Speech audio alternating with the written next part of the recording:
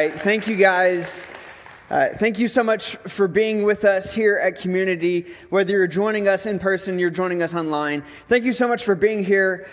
We are in the middle of this series called God Never Gives Up on You. And I'm just so excited about this series. I love this series because I think this is the reality of most of our lives. And it's a truth that all of us need to hear more often than not. That God never gives up on us. Even though there's moments where it feels like maybe he should because we don't deserve it. But that's the great part about God. God never gives up on us. And last week, Pastor Joe was with us, and he was talking about all the drama going on with Jacob and his wives servants and all the kids. And there's so many times that Jacob and his wives tried to take shortcuts and get to where God was going. And I love one of the things that he left us off with last week. One of the takeaways that Pastor Joe gave us was this, that trusting God is better than forcing outcomes. Is that not true? Is that not true that trusting God is better than forcing outcomes? And there's so many times in our lives, that we may try to force God's hand to get to where we want to be, but instead, if we just trust that God has a plan, and instead of trying to force the outcomes in our lives, then trusting Him is so much better than that.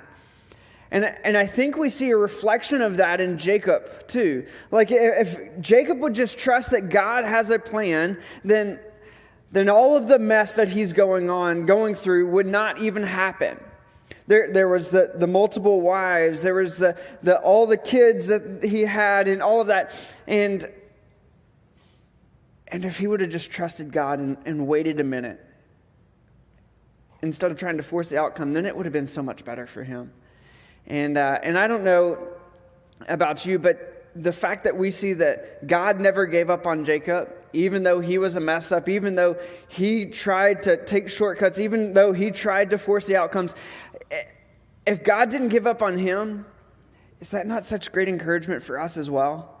Even whenever we mess up, even when we try and take shortcuts, God still loved him. God still had a plan for him and his family. And I love what Pastor Joe left us off with last week. And so if you missed last week, I would encourage you, go back, watch it on Facebook, YouTube, wherever you're watching us now. You can subscribe in the podcast feed. I love podcasts. That's why I say it every time, because that's where I do a ton of my listening. And so it can literally come into your podcast feed. It's there for you already.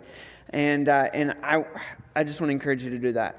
Does anybody have a person in their life that is like the thorn in their side? Don't look at the person next to you. Don't look at your kids, your spouse, whoever it is. A thorn in your side, someone who's a pain, someone maybe who grinds your gears. Maybe they feel like it's a rock that's stuck in your shoe and it's just irritating. Starting to name some things that people probably understand. Or maybe for you, it's like whenever you're walking and your shoe decides that it wants to come apart and just be uncomfortable. I actually had an instance where this happened. We were going on a hike and we were in Phoenix. We love to go to Phoenix. Number one, we have some of our best friends are out there in Phoenix. And we were going on a hike with them in Phoenix. We had our little kids, so of course it's not going to be an intense hike. And I had brought one pair of tennis shoes because I had dress shoes for the rest of the time there. But I brought one pair of tennis shoes. They were my favorite running shoes. And we're going on this hike together. And we're walking. It's amazing. Just the views where we were was just amazing. We could see the lake. We could see all these different rock formations. We could see parts of Phoenix. If you've ever hiked in Phoenix, you know that it's like relatively flat, except when you get up on the hills. And other than that, you can see everything for miles. And we were doing exactly that. We were starting to walk up a hill. And I'm walking, and I step down with my right foot, and I'm like, oh, that feels weird. And I step with my left foot. We're all good. And then I step again with my right foot, and I'm like, man, that is so awkward. And I stop where we are. We're walking up a hill. I stop where I'm at, and I look down, and heel of my shoe has decided it wanted to start to come off. Not all the way off, right? That would be too convenient for the heel of my shoe to come all the way off and then I'm just walking with the heelless shoe. No, instead it wanted to partially come off so that every time I walked, it would start to bend and fold and be irritating. And so we're walking the rest of the way. And I walk all the way up the hill. We get up the hill and I start to check on my shoe again. Again, I've got my little kid. And so it's not like it's this crazy intense hike. But I get to the top of the hill and I realize it's just hanging there. Just that part of my shoe's hanging there. And I'm like, great. Now I've got to walk the mile back with my shoe starting to come back. And of course, because I have a little kid, she needs to be carried back as well. And so I walk this mile back like this, because every time I would barely lift my foot up, the bottom of my shoe is dragging, and it was so irritating. It was, oh my gosh, it was the worst. And I believe that a lot of us have people in our lives that are exactly like that. Now, They may be the people that are some of the most irritating people in our lives. They're people who, to be honest, they just make us feel like we're at our wits' end. They're the people who know how to get under our skin. They're the people that every time we're around them, we feel like we would rather walk on glass because that would be more comfortable than being around them. Anybody else have someone like that? Just me. Got it. Cool. No, a lot of us, I believe, have people like that in our lives who are just some of the most irritating people in our lives. Some of the people who make us feel the most uncomfortable, like we can't do anything with them. And I know it's not just me, because that's exactly what Jacob had in his life. And for Jacob, it was his father-in-law. And I don't know about you, maybe you have great relationships with your in-laws. I do. I love my in-laws, and I'm not saying that sarcastically. I really do. I love my in-laws. They're amazing. But maybe for you, it is your in-laws. And they're the people that are the ones that irritate you the most, that get under your skin the most. That's exactly what it was for Jacob. His in-law, Laban, got under his skin the most. He was a liar to Jacob. In fact, the reason that he got under his skin so much is because when Jacob arrives at Laban's house, he's asking to work for Laban to get the hand of Rachel for marriage.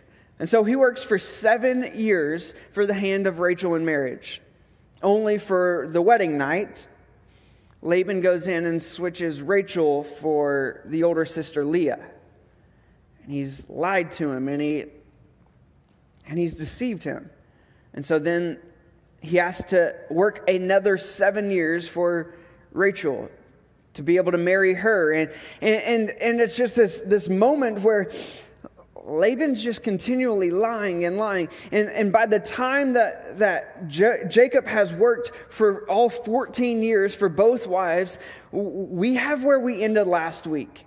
And if you missed last week, Jacob, during the 7 years of working for the hand of Rachel, he had gained 11 sons and 1 daughter. And not just by, one wife, 1 baby mama. No, not by the 2 sister wives. No, it was by, he had 7 sons for Leah, 1 son for Rachel, 2 by Rachel's maid Bilhah, and 2 by Leah's maid Zilpah. And all of this mess, all of this drama, think about that. That's like 13 kids accounting all in one house.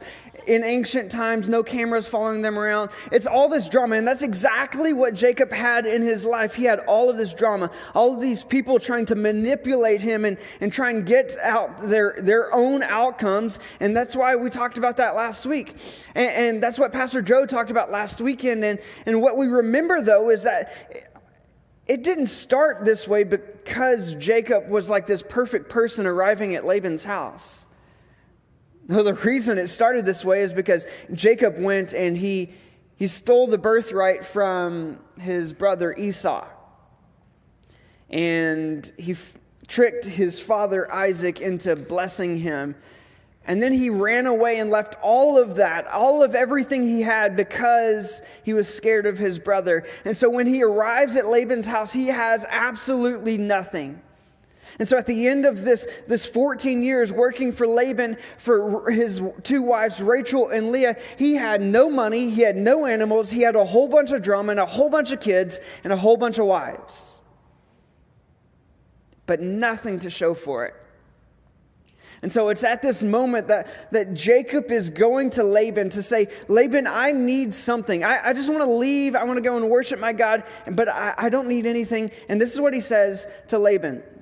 This is in Genesis chapter 30. You can go ahead and turn there and read along with us. It said, after Rachel gave birth to Joseph, this is after the last kid is born to all of these wives, Jacob said to Laban, his father-in-law, send me on my way so I can go back to my own homeland. So Jacob is saying, I'm going to go back to where my father and my brother are. Send me on my way so I can go back to my homeland. Give me my wives and children for whom I have served you, and I will be on my way. You know how much work I have done for you. I'm going to pause. He's saying, I've worked for you for 14 years. Just send me on my way because I've worked for you forever. You know how much work I've done. And he continues saying this. But Laban said to him, if I found favor in your eyes, please stay. I've learned by divination that the Lord has blessed me because of you. Not by seeking the Lord, but I've learned by divination that the Lord has blessed me because of you. This is his father-in-law saying this to him. And Laban added, name your wages, and I will pay them. What Laban is saying is, I have found so much favor in God's eyes because of you. If I found favor in your eyes, I've prospered so much because of you, Jacob. If I found any favor in your eyes, please stay. It's like if you walk into the office to give your 2 weeks notice and your boss goes, wait, what? Wait a second. I thought we were good. You are amazing. What can I do to keep you here? I will pay you literally anything to stay. Please stay. This is exactly what Laban is doing to Jacob. Jacob, please stay. If I found any favor in your eyes, please stay. Please stay. Please don't go. But remember, this is the same guy that has tricked Jacob. Like we just talked about, he's tricked Jacob into sleeping with Leah and having to serve another 7 years to even get to marry Rachel, the woman he actually loved. And so when the guy is saying, I will pay you anything, I don't know about you, but I'd have a hard time trusting his word. I'd have a hard time trusting that he's going to do exactly what he says that he's going to do. And that's the exact same thing that Jacob has. He has a hard time trusting that Laban is going to do exactly as he says he's going to do. And so he goes and says, just let me tend the sheep and the goats, and I will take only the speckled and the spotted sheep, and that's what you'll pay me. That's all we agree on. And Laban agrees to this. That's exactly what I'll pay you. And for me, again, I'm just wishing, Jacob, Laban, please let this actually be the right thing. Let's Laban do the right thing in this moment. But this is how Laban responds. After he's agreed to paying him this exact thing. It said, that same day he, Laban, removed all the male goats that were streaked or spotted, and all the speckled or the spotted female goats, all that had white on them, and all the dark-colored lambs. So he has removed every speckled, spotted, and dark-colored lamb. He's removed all of them. Laban has, and he placed them in the care of his sons. This is literally right after he agrees with Jacob. Yes, I will pay you all the speckled and spotted sheep and lambs and goats, all of those in my flocks, I will pay you those. And then he goes out and he places those exact ones into the care of his sons. And then he put a 3-day journey between himself and Jacob. And while Jacob continued to tend the rest of Laban's flocks. And so what Laban does in this moment is he takes away everything that he was supposed to pay Jacob, and instead he transfers it over to his sons. And for Laban, it's so he doesn't lose literally everything he has. He doesn't lose all his livestock. And so because of this, Jacob is stuck serving Laban for another 6 years before he's able to ever leave him. He's stuck in this situation serving his father-in-law just because he's tricked him again. And maybe you're saying to yourself, well, why does he stay? Why does Jacob stay with this man who's cheated? He's lied to him so much. Why does he stay? But I think that's the same question some of us ask. Maybe it's the same question some of us ask ourselves. Why do we stay? Why do we stay in the job that really doesn't appreciate who we are? Why do we stay? Why do you stay with the spouse that's not faithful to you? Why do you stay with someone who won't go out and get a job so that they can help provide and make it easier to earn money and so it's not so cash strapped and you have to work 7 jobs? Why do you stay? And I think this is a lot of the questions that a lot of us ask ourselves. But what I know is true is that in the seasons that we are in, we may find ourselves in, maybe it's by our own doing, like Jacob. He had a hand in the reason that he was there. Or maybe it's by the doing of someone else's doing. And if we're in these seasons where we're asking these questions, these hard questions about ourselves, whether by our own doing or by other people's doing, I think we all have to remember to keep our eyes set on what God is doing in these situations. Maybe it's not easy, but we have to remember to keep our eyes set on God in these seasons of our lives. Maybe the pain that we are going through in this season is so that on the other side of this season that we are able to get through the next season without struggling as much. Maybe the reason we're going through so much pain in this season is so that whenever somebody else is going through the same or similar circumstance, we can come alongside them and help them out in this season. Maybe the reason we're in the midst of this circumstance, in the midst of this pain, the season that we're going through, it's so that we can have a story to tell someone else to help them, or maybe it's so we can draw closer to God in the season. And to understand that God can make beauty out of the ashes that we have, that we are going through. Maybe the reason we're going through this struggle, this season of pain, is so that we can see that God can put our lives back together, our broken lives back together, and make something beautiful out of them. Maybe the reason our lives are so broken is so that God can show up in some amazing ways. The Japanese have this beautiful art form called kintsugi. I'm hoping I'm saying it right, but it's where they take these broken pottery and they put them back together. And they don't put it back together in just any normal way. This is what they do. They put it back together with this adhesive that's got these gold flakes or these platinum flakes or silver flakes in it. And so it makes this beautiful art form. And so it takes these broken pots or pottery or bowls or statues, and it makes them something so much more beautiful. And it takes these things that were broken and may have lost all of their value.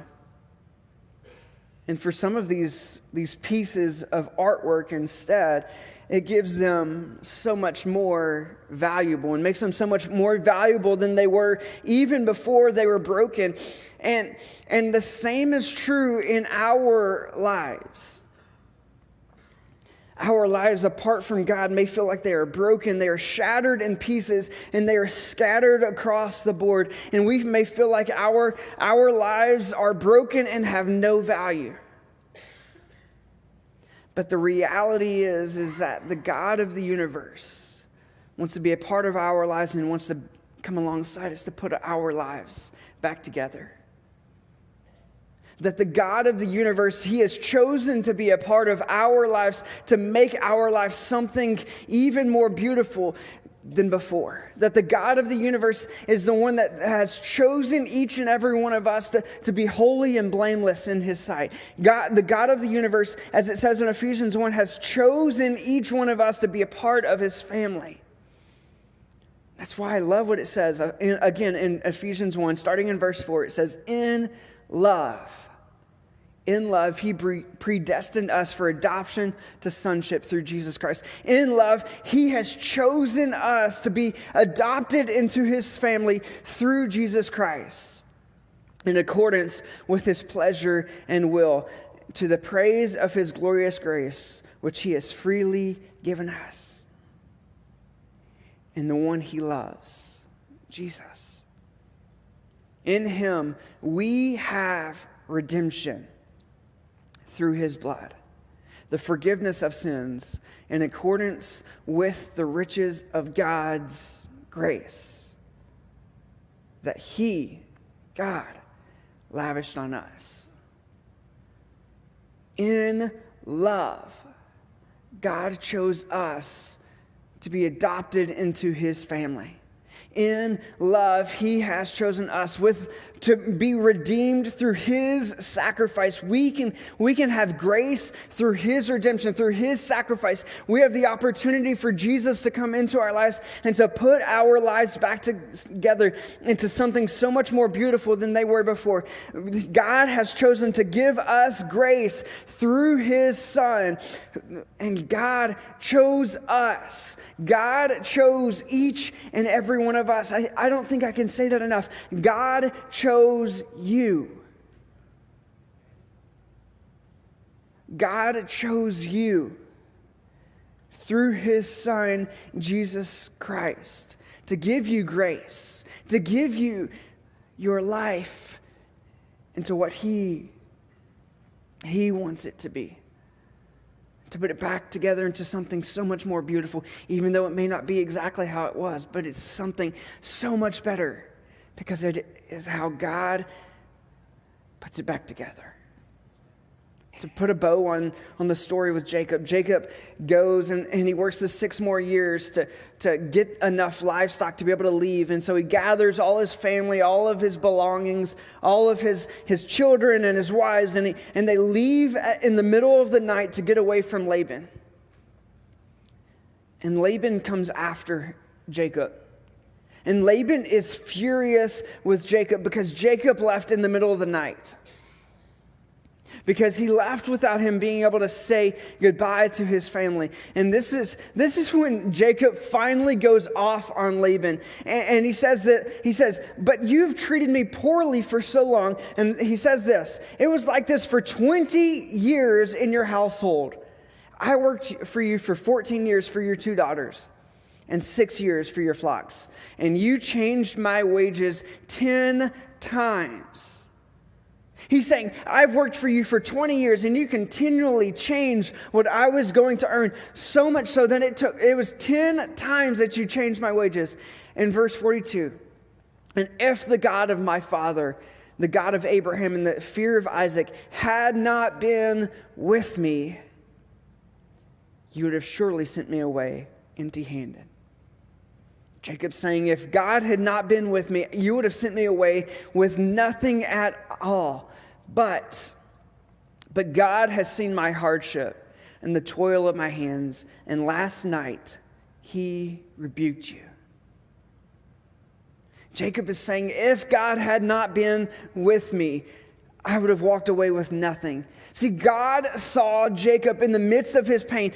God saw Jacob in the midst of his hardship. God saw Jacob in the midst of his turmoil, and he provided for him. And it's the same is true in our lives. God sees us in the midst of our pain. God sees us in the midst of our turmoil. God sees us in the midst of our mire, and he can provide for us because God has seen us in the midst of our hardships. And I think that's something so much greater than what we could ever do or what we could ever realize on our own, is that God sees us in the midst of our pain.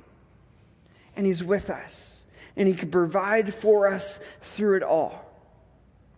We had a pastor that came and spoke to our church in COVID, and I loved what he said. I got to read it off because I loved what he said. It said, what if when we give up in the middle of the storm, we miss where God was really trying to get us? And he's talking about the storms of our lives, but he says, what if we give up in the middle of the storm, we miss where God was trying to get us all along? What he's saying is that sometimes in the middle of the storm, it feels like it's so much easier to just give up and to turn around and go back to what was easier. Because we feel like God's not with us in the middle of the storm.